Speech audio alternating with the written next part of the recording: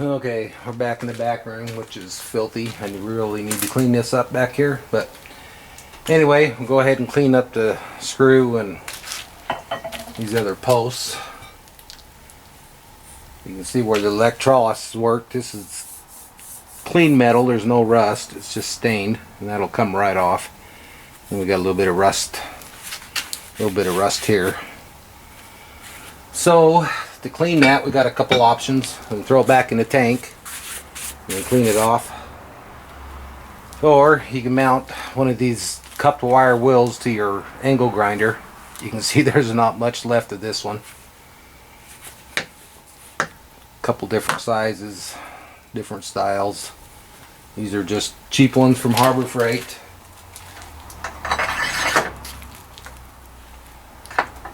And to get into the tight corners, you can mount a little brush like these to your drill press, and those work good for getting into the tight corners. But I do 90% of my metal removal, or the rust removal, with this thing here. This is just a cheap Harbor Freight buffer that my dad gave me years and years and years ago, and I mounted wire wheels to it. See, this one's about worn out. Sorry, it's a little dark back here. And these work great. If I can muscle the piece up to it, this is what I use. When you use them, I like to wear an apron and a face shield, because these little bristles, as it wears out, will come flying out and they'll stick in you, guarantee. So always make sure you got your eye protection on. And I need to plug it in. So I'll back the camera up a bit so it doesn't get dirty, and I'll show you how I do her. Be right back. Okay, I got my apron on, got my face shield. It's also a good idea to wear a respirator. I won't wear one now because you won't be able to hear me talk. But also gloves, if you like to wear gloves, wear an old pair, because these will chew your gloves up. I just like to do it bare hand.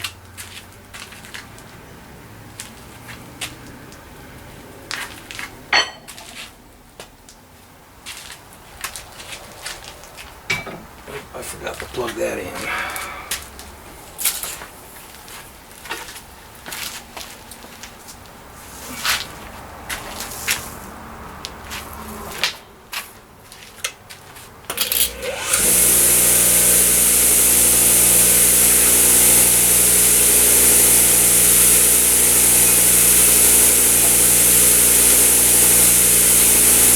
These work great for cleaning up your small parts, your nuts and bolts and stuff.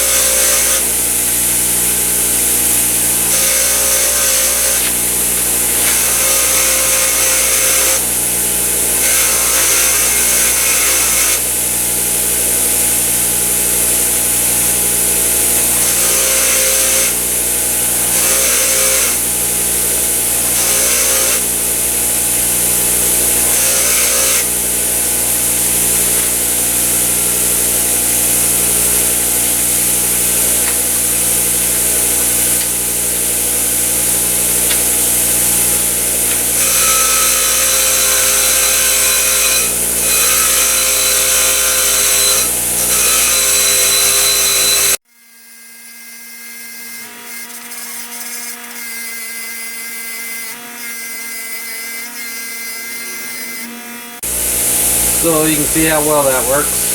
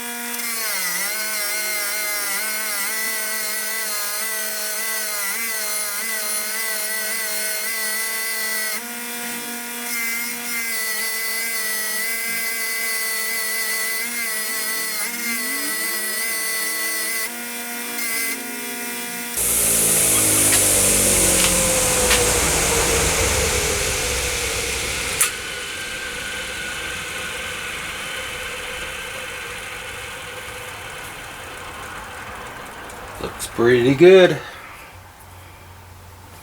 couple spots here I need to hit. The part where we did the electrolysis is a lot easier to clean. But we about got her.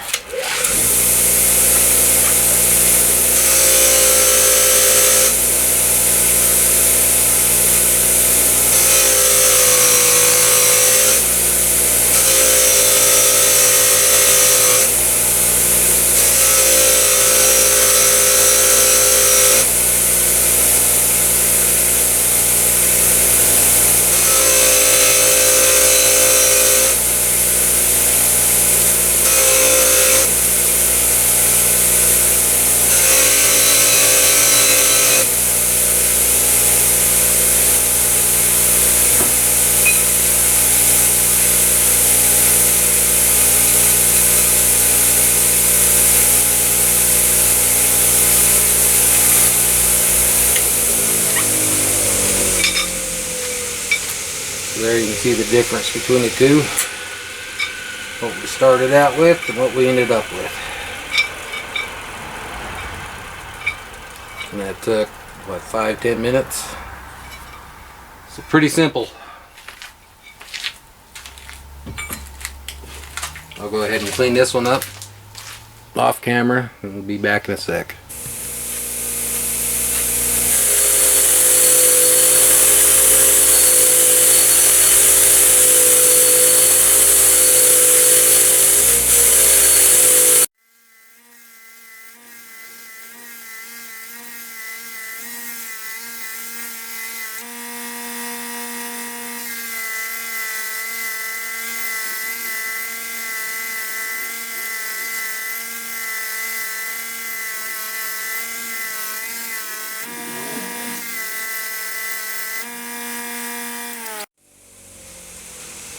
So the worn out wheel works good for getting down inside the threads.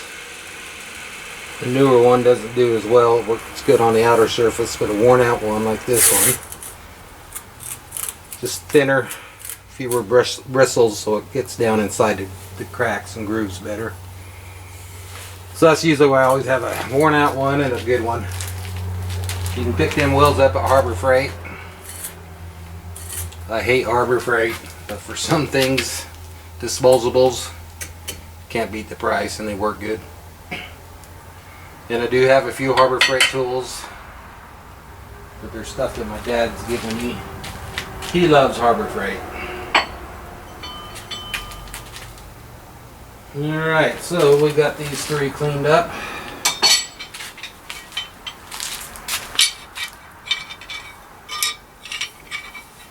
Not looking too bad. I'm gonna go grab some more parts.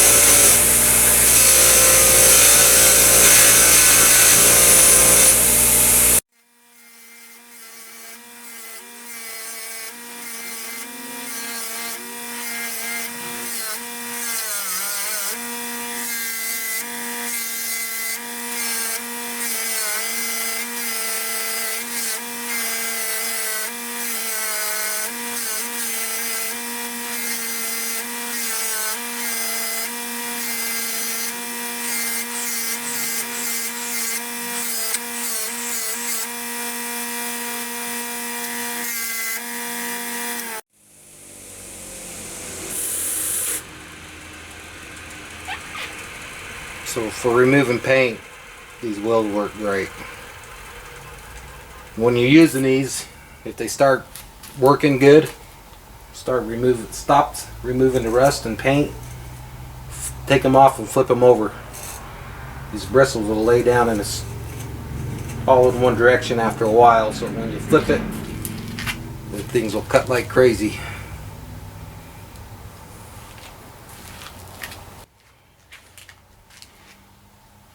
So you can see on this piece that holds a handle where it's been busted. Somebody must have really been beating on it to tighten it up.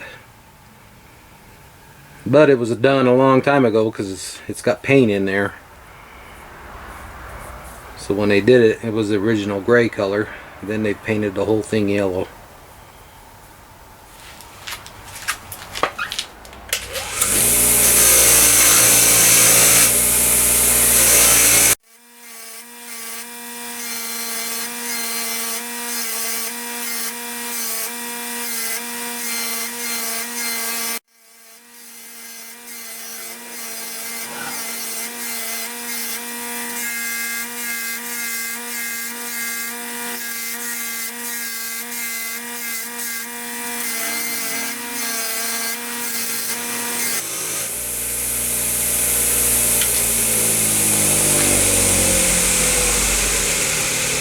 So the inside, I'll just have to run a wire brush through it.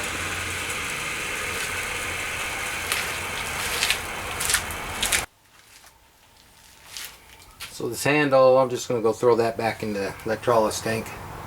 I'll just clean me off a good area so I can get good connection on it.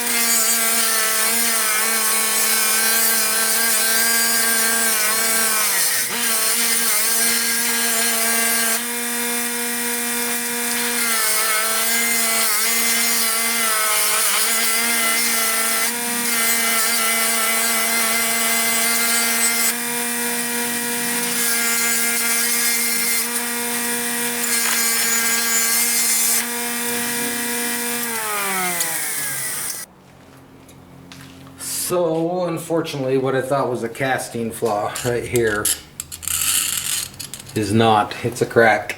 Somebody really beat the hell out of this poor vise. See a crack here. The start of a crack here and here.